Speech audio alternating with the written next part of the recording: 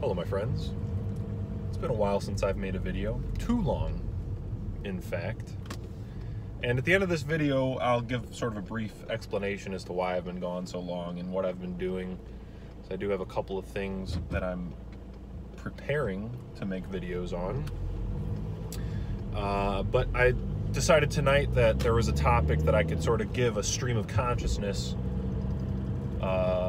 discussion on, and that is the Jussie Smollett hoax. So I think that the actual effect of this hoax is pretty much the opposite of what a lot of people have been saying about it. And what a lot of people have been saying is, oh, the fact that this whole ordeal has come out as a hoax shows that we can't trust the media. It shows that these hoaxes happen, that especially people who still think in like a left-right paradigm, they say things like, oh, this shows that the left is irresponsible, that they'll jump on and affirm any hoax as a reality, and that they don't do their research, and it's like, to a lot of people, an exposure of the fact that hoaxes occur. And I think it actually has the opposite effect. I think that the fact that this hoax has been revealed as a hoax and promoted by the media all over the place, especially here in Chicago. I mean, because it happened in Chicago. A lot of people have been talking about it. The news has been talking about it. And I think instead of revealing the fact that there are so many hoaxes in the media, that the media, the whole news cycle, and especially huge events that have had a serious impact on the political environment, the political atmosphere of this country, a lot of these events, school shootings, 9/11, just off the top of my head, have been hoaxes. And the Jussie Smollett case doesn't reveal that the media is complicit in hoaxes. It does the opposite.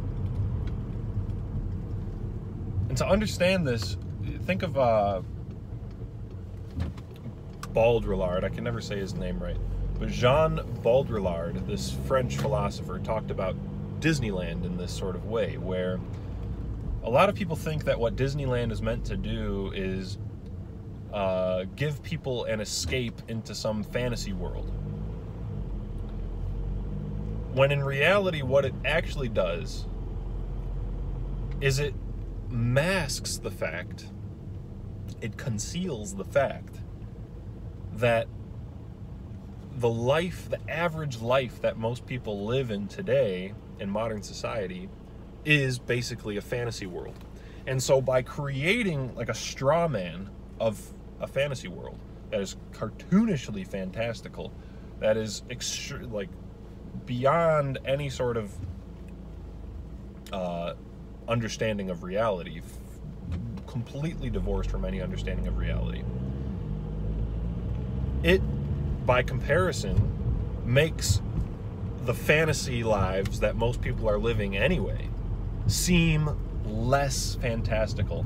It makes it, by comparison, it makes your normal life, which is full of fantasy and illusion on a daily basis, seem more real by comparing it to this hyper fantasy. And so the Smollett case, what in effect it does is conceals all the other hoaxes that were done a lot better. It conceals also the media's complicity in covering up all these other hoaxes. Because it gives people the sense, it makes people think, it gives this illusion that the media, and also institutions like law enforcement institutions, police, etc., who have also been complicit in many cover-ups and hoaxes, it gives this illusion that they are actually out there looking for the truth, And that if something was a hoax, well, by golly, they'd find out about it.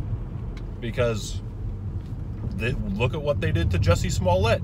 They, you know, they revealed his hoax.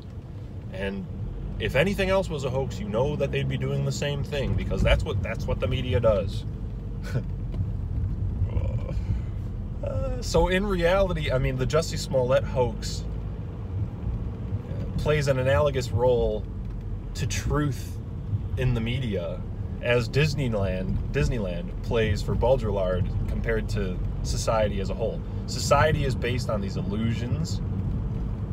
In many ways, the society that we're living in is full of illusions, full of fantasies, full of disconnects from reality. But by providing this hyper fantasy to compare it to, it makes your reality feel a little bit more real. It makes the daily life that you've been living feel more real. And so by creating this obvious, silly hoax, and then having the media reveal it and show people, oh, look, we're revealing this hoax. Or having the police go, look, we're pulling off the mask, we're revealing the hoax. It makes the other mask underneath it seem more real.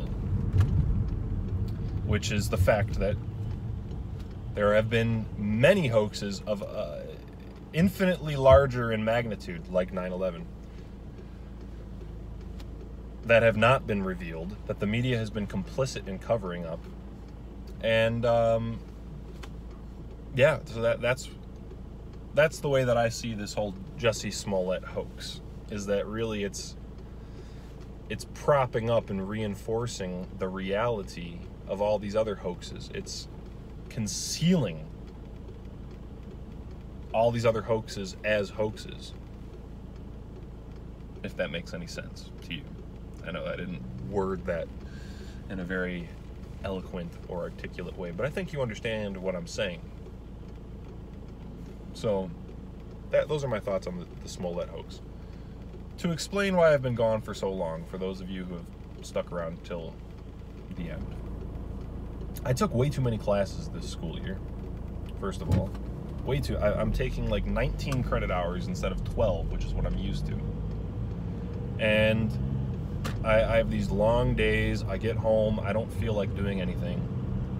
I have to rush from home to work usually, so I don't have time to really like get in the car and drive slowly to do a video like this. And I certainly haven't had time to put together all of this information that I've been trying to gather into coherent presentations, because that takes a lot more work than just having a thought like I had today and making a video on it.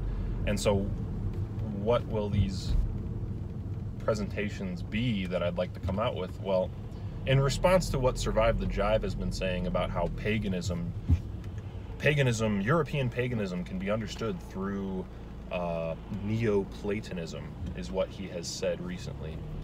I've been putting together a presentation on what Neoplatonism is really about, which, in a nutshell, Neoplatonism is basically like a form of crypto monotheism, like occult, esoteric monotheism, and it's basically a world religion. It's a universalist religion. It's not based on race. So when Jive is saying things like, you know, this is very Indo-European, that's hilarious, because the Neoplatonists would not have thought of their ideals as being tied to their race. It has nothing to do with race. It's a world religion.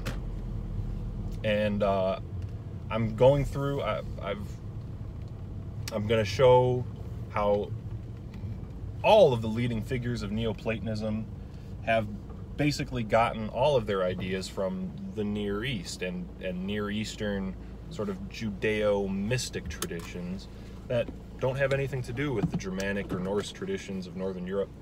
And so I'm going to be making videos on that.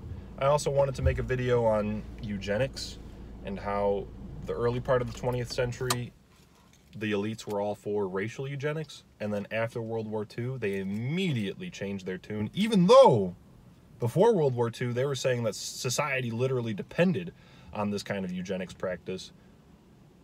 I guess they just felt bad and gave it up after World War II, I don't think that that's a good explanation. So I'm going to be talking about that. That's another question. How did this doctrine of racial eugenics just disappear overnight if they thought that's literally society depended on it? I don't think that they would feel so guilty or compassionate as to relinquish something that they believed was necessary for the maintenance of society. So anyway, I'm going to be getting into those things over the next couple weeks. So yeah, look forward to those. Thank you for watching. And while I was gone, if you were wondering, where the hell is Germ? Why hasn't he made videos? I have a Discord you can join.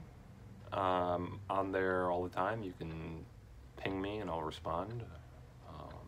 It's the easiest way to get in touch with me. So I'll put the link in the description. And yeah, thank you for watching.